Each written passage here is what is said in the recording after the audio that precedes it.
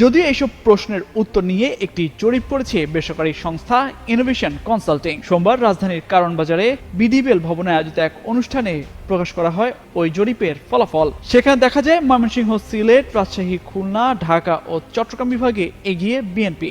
এর মধ্যে ময়মনসিংহ বিভাগে বিএনপি 45.7%, জামায়াত 25.8%, আওয়ামী লীগ 17.3% ও এনসিপি 4.7%। সিলেটে বিএনপি 44.7%, জামায়াত 29.6%, আওয়ামী লীগ 1.4%, রাজশাহীতে বিএনপি 44.4%, জামায়াত 40.9%, আওয়ামী লীগ 9.2%, খুলনায় বিএনপি 33.3%, জামায়াত 30.1%, আওয়ামী লীগ 18.3%, ঢাকায় বিএনপি 40.8%, আওয়ামী লীগ 25.8% এবং জামায়াত 24.3%, চট্টগ্রামে বিএনপি 41.9%, জামায়াত 27.6% ও আওয়ামী লীগের পক্ষে 17.1% ভোট দিয়েছেন সাধারণ মানুষ।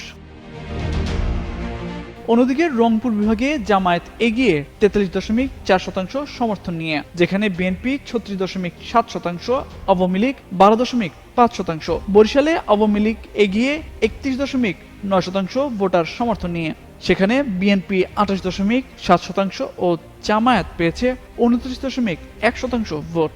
সার্বিক ভোটারদের পছন্দের তালিকায় বিএনপি প্রথম, জামায়াত দ্বিতীয়, আওয়ামী লীগ তৃতীয় ও এনসিপি চতুর্থ অবস্থানে রয়েছে বলে ওই জরিপের ফলাফলে দেখা যায়।